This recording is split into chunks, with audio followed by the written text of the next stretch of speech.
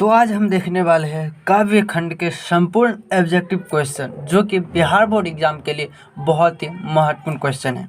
तो आज हम काव्य खंड के सभी ऑब्जेक्टिव क्वेश्चन को देखने वाले हैं जो कि पूरे 50 ऑब्जेक्टिव आज हम देखने वाले हैं जो कि बिहार बोर्ड एग्जाम में बार बार रिपीटेशन किए गए हैं, बार बार पूछे गए हैं और जो बहुत ही महत्वपूर्ण क्वेश्चन है। तो बिना देरी किए हुए शुरू करते हैं आज का यह वीडियो सेशन। तो सबसे पहले फर्स्ट में देख लेते हैं कि सूरदास की कौन सी रचना है। यहाँ पे बोल रहा है सूरदास की कौन सी रचना है।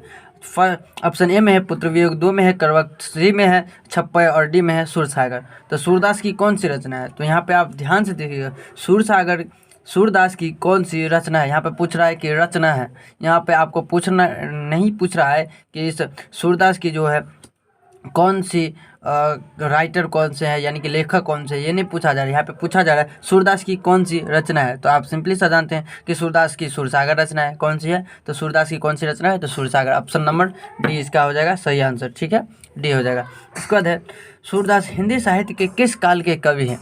दूसरा में बोल रहा है सूरदास हिंदी साहित्य के किस काल के कवि हैं। तो सूरदास हिंदी साहित्य के किस काल के कवि है, तो आप भली भांति जानते हैं कि सूरदास जो है हिंदी साहित्य के भक्ति काल के कवि है। ऑप्शन नंबर बी इसका क्या हो जाएगा, सही आंसर हो जाएगा। अगर आपका इस क्वेश्चन में से आपको पहले से आंसर पता हो किसी का भी, तो आप हमें कमेंट सेक्शन में बता सकते हैं। इसके बाद तीसरा क्वेश्चन है कौन सी रचना सूरदास की नहीं है। यहाँ पे पूछ रहा है नहीं है, सूरदास की कौन सी रचना नहीं है। ऑप्शन ए में है सूरसागर, ये भी है। ऑप्शन बी है साहित्य लहरी, ये भी है। ऑप्शन सी में है सुरसारावली। ऑप्शन सी में सुरसरावली है, ये भी है। और डी में है सतसई। तो ऑप्शन नंबर डी इसका सही आंसर हो जाएगा। जो यहाँ पे है सतसई सूरसागर की यानी कि सूरदास की रचना नहीं है। कौन सी रचना सूरदास की नहीं है, तो सतसई जो है सूरदास की रचना नहीं है। ऑप्शन नंबर डी हो जाएगा इस क्वेश्चन का सही आंसर। ठीक है, इसके बाद फोर्थ नंबर क्वेश्चन बोल रहा है साहित्य लहरी किनकी रचना है। साहित्य लहरी किसकी रचना है, तो साहित्य लहरी ऑप्शन ए में है जायसी, ऑप्शन बी में है सूरदास, ऑप्शन सी में है कबीर, ऑप्शन डी में है तुलसीदास। इसका सही आंसर क्या हो जाएगा, आप हमें कमेंट सेक्शन में जरूर बताइएगा। तो साहित्य लहरी किनकी रचना है, तो आप भली भांति जानते हैं कि साहित्य लहरी जो है सूरदास की रचना है। किसकी है, साहित्य लहरी किसकी रचना है, तो साहित्य लहरी सूरदास की रचना है। इसके बाद है पाँचवा नंबर क्वेश्चन बोल रहा है सूरदास की कृति है। क्या बोल रहा है, सूरदास की कृति है। तो ऑप्शन ए में है प्रणभंग, बी में है जय हिंद वध, सी में है साहित्य लहरी और डी में है परवैया रामायण। ठीक है, तो सूरदास की कृति कौन सी है, तो सूरदास की आप भली भांति जानते हैं कि साहित्य लहरी सूरदास की कृति है। क्या है, साहित्य लहरी सूरदास की कृति है। ठीक है, इसके बाद क्वेश्चन नंबर 6 में बोल रहा है सूरदास के संकलित पदों में कौन सी रस है। सूरदास के संकलित पदों में कौन सी रस है। ऑप्शन ए में है श्रृंगार रस, ऑप्शन बी में है वात्सल्य रस, ऑप्शन सी में है हास्य रस और ऑप्शन सी में है रौद्र रस। तो इसका सही आंसर क्या हो जाएगा, सूरदास के संकलित पदों में कौन सी रस है। तो इस क्वेश्चन का सही आंसर क्या हो जाएगा, तो इस क्वेश्चन का जो सही आंसर है वात्सल्य रस हो जाएगा। क्या हो जाएगा, वात्सल्य रस। साहित्य सूरदास के संकलित पदों में कौन सी रस है, तो वात्सल्य रस है। ठीक है, इसके बाद सातवां नंबर 7 में बोल रहा है कि तुलसीदास के दीक्षा गुरु थे। तो तुलसीदास के दीक्षा गुरु कौन थे, तो आप भली भांति जानते होंगे कि तुलसीदास के दीक्षा गुरु नरहरि दास थे। कौन थे, तो तुलसीदास के दीक्षा गुरु कौन थे, तो नरहरि दास थे। इसके बाद क्वेश्चन नंबर 8 में बोल रहा है कि तुलसीदास की माता का क्या नाम था। तो तुलसीदास की माता का नाम क्या था, आप तुलसीदास की माता का नाम हुलसी था। क्या था, तुलसीदास की माता का नाम हुलसी था। इसके बाद क्वेश्चन नंबर 9 में बोल रहा है तुलसीदास का जन्म कब हुआ था। तुलसीदास का जन्म कितना में हुआ था, आप भली बात ही जानते होंगे तुलसीदास का जन्म कब हुआ था। ऑप्शन ए में है 1540, ऑप्शन बी में है 1543, ऑप्शन सी में है 1545 और ऑप्शन डी में है 1550 ईस्वी में। तो तुलसीदास का जो जन्म हुआ था कितना ईस्वी में हुआ था, तुलसीदास का जो जन्म हुआ था 1543 ईस्वी में। ऑप्शन नंबर बी इसका सही आंसर हो जाएगा। 1543 ईस्वी में तुलसीदास का जन्म हुआ था। ठीक है, इसके बाद क्वेश्चन नंबर 10 में बोल रहा है तुलसीदास के पठित पद किस भाषा में है।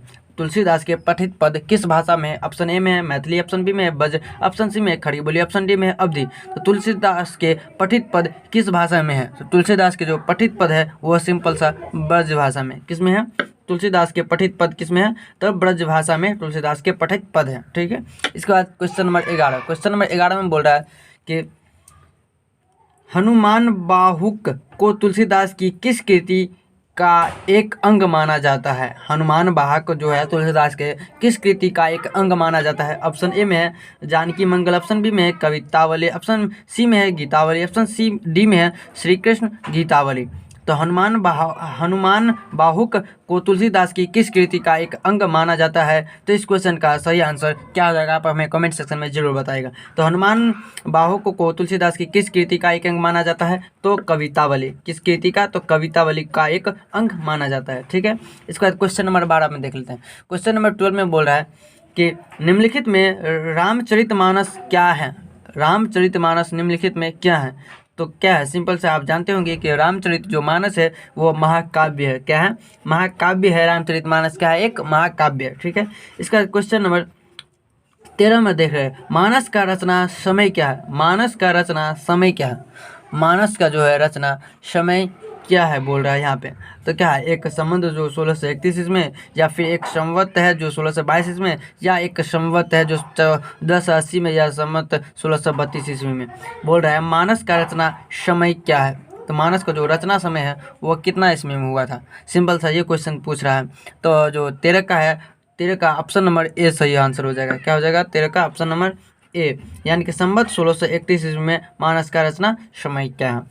ठीक है, इसके बाद क्वेश्चन नंबर 14 में बोल रहा है। क्वेश्चन नंबर 14 में क्या बोल रहा है कि नाभादास किसके समकालीन थे? नाभादास किसके समकालीन थे? आप जानते हैं कि नाभादास जो है 2 के समकालीन थे। तो आप ऑप्शन नंबर ए में है कबीरदास, ऑप्शन बी है सूरदास, ऑप्शन सी है तुलसीदास, ऑप्शन डी है इनमें से कोई नहीं।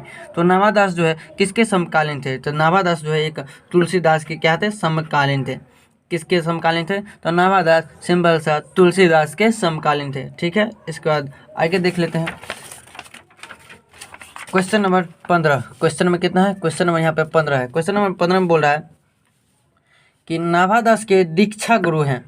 क्या पूछ रहा है यहाँ पे? शिक्षा गुरु नहीं पूछ रहा है आपको, यहाँ पे नाभादास का दीक्षा गुरु पूछ रहा है। दीक्षा गुरु, तो नाभादास का दीक्षा गुरु क्या हो जाएगा? ऑप्शन ए में है स्वामी अग्रदास, बी में है स्वामी शुद्धानंद, ऑप्शन सी में है स्वामी चतुर्भुज दास, और ऑप्शन डी में है स्वामी नरहरि दास। तो नाभादास के जो दीक्षा गुरु कौन है? तो नाभादास के सिंपल सा दीक्षा गुरु स्वामी अग्रदास है। कौन है? स्वामी अग्रदास नाभादास के दीक्षा गुरु हैं। कौन है? तो नाभादास के दीक्षा गुरु स्वामी अग्रदास हैं। ठीक है, इसके बाद क्वेश्चन नंबर 16 में बोल रहा है। क्वेश्चन नंबर 16 में बोल रहा है नाभादास की कविता किन 2 कवियों के बारे में है? नाभादास की जो कविता है किन 2 कवियों के बारे में है? तो ऑप्शन ए में है जयसी एवं सूरदास, ऑप्शन बी में है कबीर एवं सूरदास, ऑप्शन सी में है सूरदास एवं तुलसीदास, ऑप्शन डी में है तुलसीदास एवं कबीरदास। तो नाभादास की कविता किन 2 कवियों के बारे में है? तो नाभादास की जो कविता है सिंपल सा कबीर एवं सूरदास के बारे में है। किन के लिए है?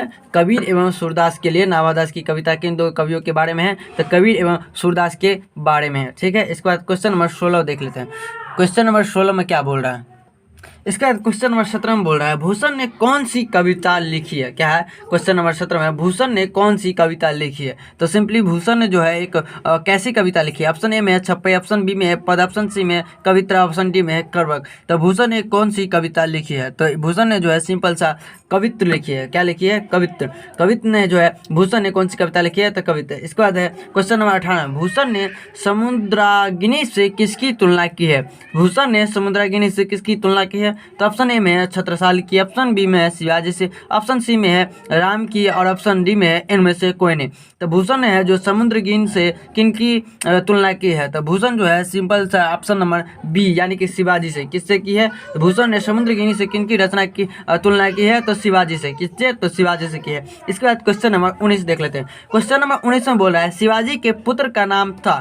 तो शिवाजी के पुत्र का नाम क्या था? ऑप्शन ए में है रुद्र प्रताप, ऑप्शन बी में है साहूजी, ऑप्शन सी में है भानु प्रताप, ऑप्शन डी में है यज्ञसेन। तो शिवाजी के पुत्र का नाम क्या था? तो शिवाजी के जो पुत्र का नाम था ऑप्शन नंबर बी यानी कि साहूजी था। क्या था? शिवाजी के पुत्र का नाम क्या था? तो शिवाजी के पुत्र का नाम साहूजी था। क्या था? साहूजी शिवाजी के पुत्र का नाम था। ठीक है, इसके बाद क्वेश्चन नंबर 20 देख लेते हैं। क्वेश्चन नंबर 20 में बोल रहा है भूषण के पिता का नाम था। तो भूषण के पिता का नाम क्या था? एक में है रत्नाकर त्रिपाठी, बी में है नंदन त्रिपाठी, सी में है भृंगनंद त्रिपाठी, ऑप्शन डी में है शत्रुघ्न त्रिपाठी। तो भूषण के पिता का नाम क्या था? तो भूषण के पिता का जो नाम था रत्नकार त्रिपाठी, यानी कि ऑप्शन नंबर ए इसका सही आंसर हो जाएगा। क्या हो जाएगा? भूषण के पिता का नाम क्या था? तो भूषण के पिता का नाम रत्नकार त्रिपाठी था। ठीक है, इसके बाद क्वेश्चन नंबर 21 देख लेते हैं। क्वेश्चन नंबर 21 में बोल रहा है कि चिंतामणि त्रिपाठी भूषण के कौन थे? तो चिंतामणि त्रिपाठी भूषण की कौन थे? चिंतामणि त्रिपाठी जो है भूषण के क्या थे? ऑप्शन ए में भाई, चाचा, भतीजा, इनमें से कोई नहीं।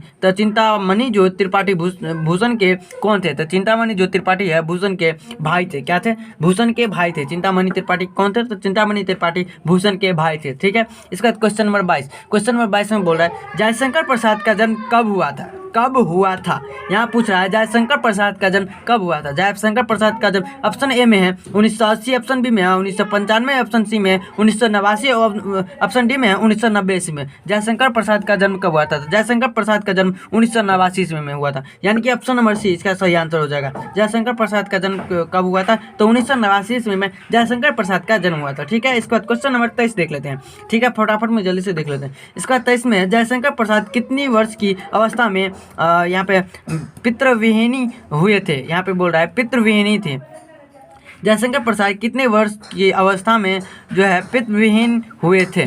ठीक है, तो इस क्वेश्चन का सही आंसर हो जाएगा 12 वर्ष की अवस्था में। कितना में? तो जयशंकर प्रसाद कितने वर्ष की अवस्था में पितृविहीन थे? तो 12 वर्ष की अवस्था में। ठीक है, इसके बाद क्वेश्चन नंबर 24 देख लेते हैं। क्वेश्चन नंबर 24 में बोल रहा है कि प्रसाद जी की किस कृति में आधुनिक मानव सभ्यता की मामरिक समीक्षा की गई है? प्रसाद जी की किस कृति में आधुनिक मानव सभ्यता की मामरिक समीक्षा की गई? ऑप्शन में है विशाख, ऑप्शन बी में है संकंद्र गुप्त लिखा है संकंद गुप्त, ऑप्शन सी में है इंद्रजाल, ऑप्शन डी में है कामायनी। प्रसाद जी की किस कृति में आधुनिक मानव सभ्यता की मार्मिक समीक्षा की गई है? तो इस क्वेश्चन का सही आंसर ऑप्शन नंबर क्या हो जाएगा? 24 का यहाँ पे है कामायनी हो जाएगा। क्या हो जाएगा इस क्वेश्चन का सही आंसर? ऑप्शन नंबर डी यानी कि कामायनी हो जाएगा। ठीक है, इसके बाद है क्वेश्चन नंबर 25। क्वेश्चन नंबर 25 में बोल रहा है, यहाँ पे आपको अच्छा सा दिखा देता हूँ। क्वेश्चन नंबर 25 में बोला तुमुल कोलाहल कलमे में प्रसाद जी की किस रचना से ली गई है? तुमुल कोलाहल कलमे जो है प्रसाद जी की किस रचना से ली गई है? ऑप्शन में है इंद्रजाल, ऑप्शन जी में बी में है झरना, ऑप्शन सी में है कामायनी। इसके बाद ऑप्शन नंबर डी में है ध्रुव स्वामिनी। क्या है ऑप्शन नंबर डी? ध्रुव स्वामिनी। तो इस क्वेश्चन का तुमुल कोलाहल कलमे में प्रसाद जी की किस रचना से ली गई है? तुमुल कोलाहल कलमे जो है इसका सही आंसर क्या हो जाएगा? कामायनी। किससे ली गई है? तो कामायनी से ली गई है। तुमुल कोलाहल कलमे प्रसाद जी किस रचना से ली गई है? तो कामायनी से ली गई है। ठीक है, इसके बाद क्वेश्चन नंबर 26 देख लेते हैं। क्वेश्चन नंबर 26 में बोल रहा है इनमें से कौन सी पुस्तक प्रसाद जी की नहीं है? इनमें से कौन सी पुस्तक प्रसाद जी की नहीं है? तो 26 का क्या आंसर हो जाएगा? इनमें से कौन सी पुस्तक प्रसाद जी की नहीं है? तो 26 का जो ऑप्शन नंबर डी यानी कि शिवाजी का महत्व किससे है? इनमें से कौन सी पुस्तक प्रसाद जी की नहीं है? तो शिवाजी का महत्व जो है शिवाजी का महत्व जो है पुस्तक प्रसाद जी की नहीं है, शिवाजी का महत्व। इसके बाद क्वेश्चन नंबर 27। क्वेश्चन नंबर 27 देख लेते हैं। क्वेश्चन नंबर 27 में क्या है? कंकाल क्या है? कंकाल क्या है? क्या पूछा यहाँ पे? कंकाल क्या है? कंकाल एक महाकाव्य है, कहानी है, उपन्यास है, प्रबंध काव्य है। तो कंकाल जो है एक प्रकार का उपन्यास है। क्या है? उपन्यास है। कंकाल क्या है? एक उपन्यास है। ठीक है, ऑप्शन नंबर सी इसका सही आंसर हो जाएगा। कंकाल क्या है? एक उपन्यास है। इसका क्वेश्चन नंबर 18 में बोला सुभद्रा कुमारी चौहान की कौन सी कृति है? सुभद्रा कुमारी चौहान की कौन सी कृति है? तो सुभद्रा कुमारी चौहान की जो है इनमें से सभी कृति है। इरावती, प्रभावती, काट का सपना, सभा के खेल, यानी कि इसका जो सुभद्रा कुमारी चौहान की कौन सी कृति है? तो सुभद्रा कुमारी चौहान की जो है कृति है सभा के खेल। क्या है? सभा के खेल सुभद्रा कुमारी चौहान की कृति है। ठीक है, इसके बाद क्वेश्चन नंबर 29 में देख लेते हैं। क्वेश्चन नंबर 29 में बोल रहा है कि बिखरे मोती क्या है? बिखरे मोती क्या है? क्या बिखरे मोती एक प्रकार का क्या है? उपन्यास है, काव्य खंड है, निबंध है, कहानी है? क्या है? बिखरे मोती क्या है? बिखरे मोती एक प्रकार का जो है काव्य कहानी संग्रह है। क्या है? कहानी संग्रह है। क्या है? इस क्वेश्चन का सही आंसर ऑप्शन नंबर डी हो जाएगा। बिखरे मोती क्या है? एक कहानी संग्रह है। क्वेश्चन नंबर 30 में बोल रहा है पुत्र वियोग शीर्षक कविता के किस काव्य संग्रह से ली गई है? पुत्र वियोग शीर्षक कविता के किस काव्य संग्रह से ली गई है? तो इसका क्या सही आंसर हो जाएगा? ऑप्शन नंबर ए में है चित्रधार से, ऑप्शन बी में है लहर से, ऑप्शन सी में है मुकुल से। तो जो पुत्र वियोग शीर्षक कविता जो है काव्य संग्रह वह मुकुल से लिया गया है। किससे लिया गया है? तो मुकुल से लिया गया है। इसके बाद क्वेश्चन नंबर 31 में बोल रहा है कुली प्रथा किसकी कृति है? क्या बोल रहा है कि कुली प्रथा जो है किसकी कृति है? कुली प्रथा एक प्रकार की कौन सी यानी किसकी कृति है? ऑप्शन में ठाकुर लक्ष्मण सिंह की, मुल्कराज आनंद की, प्रेमचंद्र की, ममता कल्याई की। तो कुली प्रथा जो यहाँ पे क्या है? कुली प्रथा किसकी कृति है? तो आप भली बात ही जानते होंगे कि कुली प्रथा जो है ठाकुर लक्ष्मण सिंह की कृति है। किसकी है? ठाकुर लक्ष्मण सिंह की। कुली प्रथा किसकी कृति है? तो कुली प्रथा जो है ठाकुर लक्ष्मण सिंह की कृति है। इसके बाद क्वेश्चन नंबर 32। क्वेश्चन नंबर 32 में बोल रहा है कि शमशेर बहादुर सिंह ने किस कोष का संपादन किया? किस कोष को बोल रहा है? शमशेर बहादुर सिंह जो है किस कोष का संपादन किया? तो आप भली बात जानते होंगे कि शमशेर बहादुर सिंह जो है उर्दू हिंदी कोष की संपादन, उर्दू और हिंदी किसकी? उर्दू और हिंदी कोष की जो है संपादन किया है। किसकी? तो उर्दू और हिंदी कोष की क्या है? संपादन किया हुआ है। तो इस क्वेश्चन का सही आंसर हो जाएगा ऑप्शन नंबर सी हो जाएगा। ऑप्शन नंबर सी क्या है? इस क्वेश्चन का सही आंसर है। इसके बाद क्वेश्चन नंबर 33 में बोल रहा है, 33 में बोल रहा है कि सुकून की तलाश क्या है? सुकून की तलाश क्या है? एक गजलों का संग्रह है, उपन्यास है, कहानी है, निबंध संग्रह है, क्या है? सुकून की तलाश क्या है? सुकून की तलाश क्या है? तो इस क्वेश्चन का सही आंसर हो जाएगा गजलों का संग्रह। क्या हो जाएगा? गजलों का संग्रह, यानी कि ऑप्शन नंबर ए इस क्वेश्चन का सही आंसर है। इसका क्वेश्चन नंबर 34 में बोल रहा है, 34 में बोल रहा है प्रभातकालीन आकाश कैसा है? प्रभातकालीन आकाश क्या है? ऑप्शन ए में है कमल के रंग जैसा, नीले शंख जैसा, काली सिल जैसा, डी में है उजली सीप के जैसा। तो प्रभातकालीन आकाश कैसा है? तो प्रभातकालीन आकाश जो है एक नीले शंख के जैसा है। किसके जैसा है? तो नीले शंख के जैसा है प्रभातकालीन आकाश। ठीक है। इसका क्वेश्चन नंबर 35। क्वेश्चन नंबर 35 में क्या बोल रहा है? तो क्वेश्चन नंबर 35 में बोल रहा है कि जनजन का चेहरा एक शीर्षक कविता किसकी रचना है? जनजन का चेहरा जो है शीर्षक कविता एक किसकी रचना है?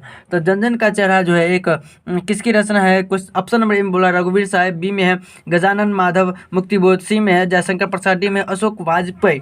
तो जनजन का चेहरा एक शीर्षक कविता किसकी है? तो जनजन का चेहरा जो है एक गजानन माधव मुक्तिबोध की है। किसकी है? गजानन माधव मुक्तिबोध की जनजन का चेहरा है। ठीक है। तो इस क्वेश्चन का सही आंसर हो जाएगा ऑप्शन नंबर बी हो जाएगा। ठीक है।